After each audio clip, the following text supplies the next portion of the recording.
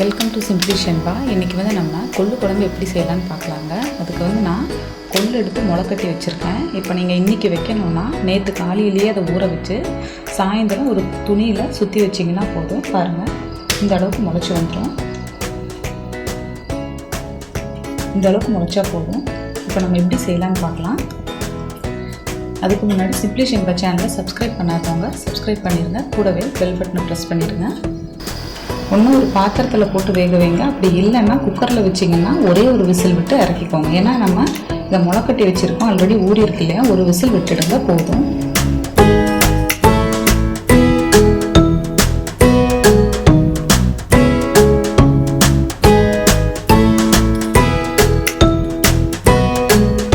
இப்போ ஒரு கடாயில் எண்ணெய் ஊற்றிருக்காங்க. இப்போ பட்டையும் கிராம்பும் கொஞ்சம் போட்டுக்கலாம். இப்போ சோம்பு போட்டுக்கலாம். கூடவே கொஞ்சம் சீரகம். அது கூட ஒரு பெரிய வெங்காயம், 2 பெரிய வெங்காயம் எடுத்துருக்கேன், அதையும் ஆட் பண்ணி நல்லா மிக்ஸ் பண்ணி விட்டுக்கலாங்க.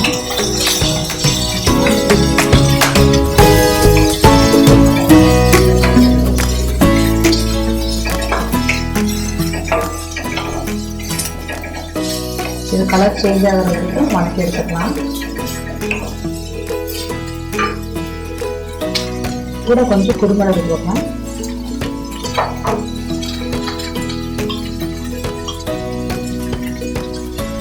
ரெண்டு வரமிளகாய்.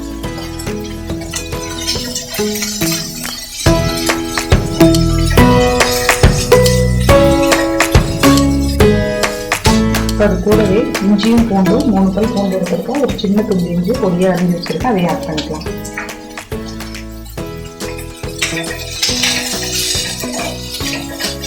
இப்போ இது கூட ஒரே ஒரு தக்காளி ஆட் பண்ணிக்கலாம்.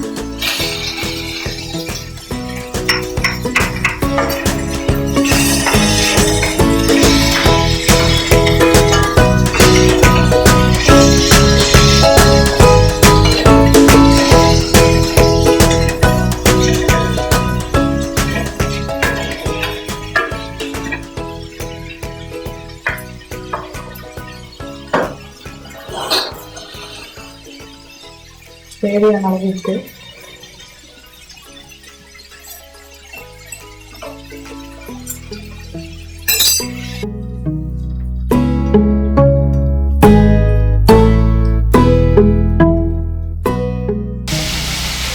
இது கூடயே ஒரு 2 ஸ்பூன் மல்லித்தூள் ஆட் பண்ணிக்கலாம்.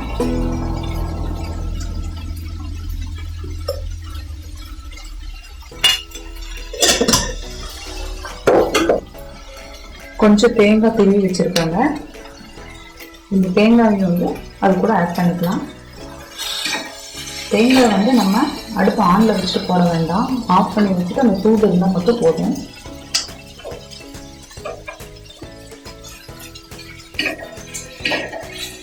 இப்போ ஆஃபில் தான் இருக்குது. அந்த சூட்டோடையே மிக்ஸ் பண்ணி விட்டுடுங்க. இது ஆறட்டும். ஆறுனதும் நம்ம அரைச்சி எடுத்துக்கலாம்.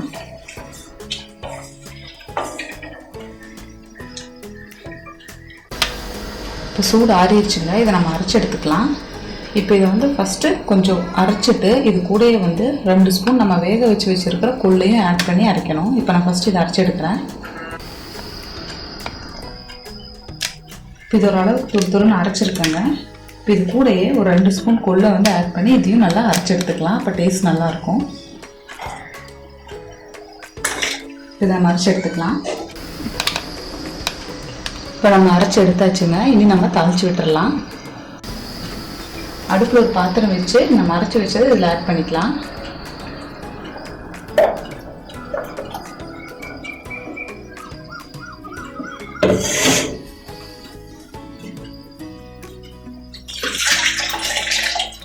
நம்ம அரைச்சது கத்தியாக இருக்கு இல்லைங்களா, கொஞ்சம் அதே ஜாரில் தண்ணி விட்டு அதில் ஊற்றிக்கலாம். தண்ணி ஆட் பண்ணுறேன்.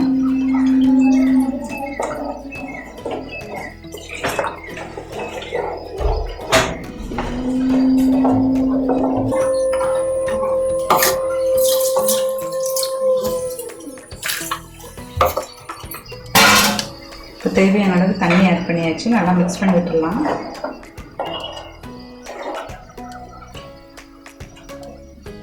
இப்போ இது கூடங்க குழம்பு சூடாகிட்டுருக்கு. இப்போ இது கூட நம்ம கொஞ்சம் கத்திரிக்காய் ஆட் பண்ணிக்கலாம். நான் கத்திரிக்காய் எடுத்திருக்கேன்.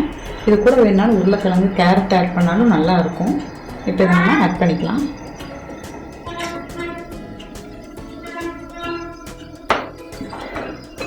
கத்திரிக்காய் வேகணும் இல்லையா, கொஞ்சம் அப்படியே நல்லா கொதிக்கட்டும்.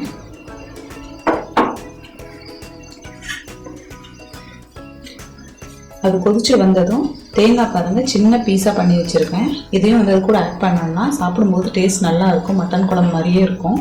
இப்போ கத்திரிக்காய் கொஞ்சம் வேகட்டும். கத்திரிக்காய் வெந்திருக்குங்க ஓரளவுக்கு. இப்போ வந்து கருவேப்பிலை கொஞ்சம் இதில் ஆட் பண்ணிக்கலாம். இது தாளித்து போடுறத விட குழம்பு கூட இப்படி ஆட் பண்ணும்போது கருவேப்பிலையோட மனம் நல்லாயிருக்கும்.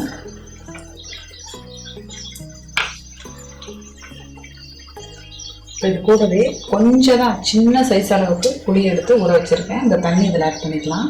லைட்டாக டேஸ்ட்டுக்கு தான் இது. மிக்ஸ் பண்ணி விட்டுடலாம். இப்போ அது கூடவே நம்ம எடுத்து வச்சுருந்த தேங்காய் பீஸ், வேக வச்சிருந்த கொள்ளு, இப்போ எல்லாமே ஆட் பண்ணி வச்சுங்க. நல்லா மிக்ஸ் பண்ணி விட்டுடுங்க. அதை நல்லா கொதிச்சு வரும்போது எல்லாத்தோட டேஸ்ட்டாக வரும்போது நல்லாயிருக்கும். குழம்பு நல்லா கொதிச்சிருச்சுங்க. கத்திரிக்காயும் நல்லா வெந்துருச்சு. இப்போ வந்து இதுக்கு மேலே நம்ம மல்லித்தலை தூவிக்கலாம். தூவி இறக்குனா அவ்வளோதான். எந்த குழம்புமே முளைக்கட்டி பண்ணும்போது அதோட சத்து வந்து ஜாஸ்தியாக இருக்கும். இப்போ இந்த குழம்பு நீங்களும் வீட்டில் ட்ரை பண்ணி பாருங்கள். நல்லா மட்டன் குழம்பு மாதிரியே நல்லா டேஸ்ட்டாக இருக்கும். ட்ரை பண்ணி பார்த்துட்டு கமெண்ட் பண்ணுங்கள். தேங்க்யூ.